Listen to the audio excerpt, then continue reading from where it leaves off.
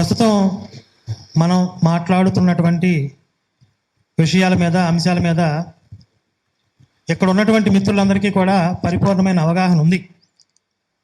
అవగాహన రావాల్సింది, చైతన్యం రావాల్సింది సామాన్య హిందువుల్లో. అందుకే జాగో హిందూ అని పెట్టారు.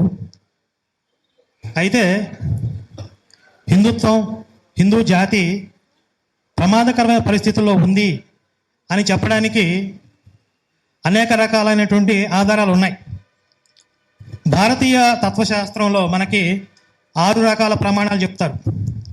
ప్రత్యక్షం, అనుమానం, ఉపమానం, శబ్దం, అర్ధాపత్తి, అనుపలబ్ధి అని చెప్పి.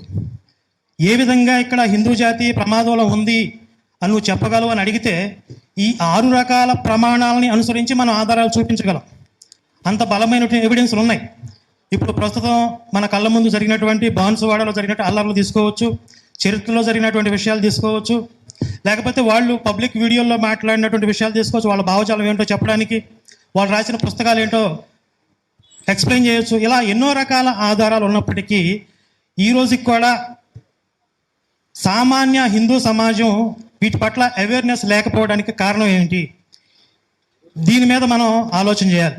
ఇంతకుముందు సోదరి నవత చెప్పినట్లుగా సవాళ్ళ గురించి మాట్లాడమే కాదు, సమాధానాలు కూడా మనం వెతుక్కోవాలి. అంటే మనం రోగం గురించి మాట్లాడుకుంటున్నాం, దానికి మెడిసిన్ ఎప్పుడు తయారు చేస్తాం?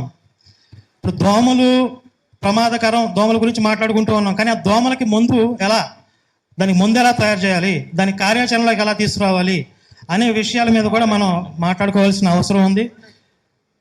తక్కువ సమయం ఉంది కాబట్టి ఒక్క విషయాన్ని నేను ఈరోజు ఇక్కడ చెప్పదలుచుకున్నాను. అవకాశం ఇచ్చిన పెద్దలందరికీ హృదయపూర్వక ధన్యవాదాలు. జై శ్రీరామ్.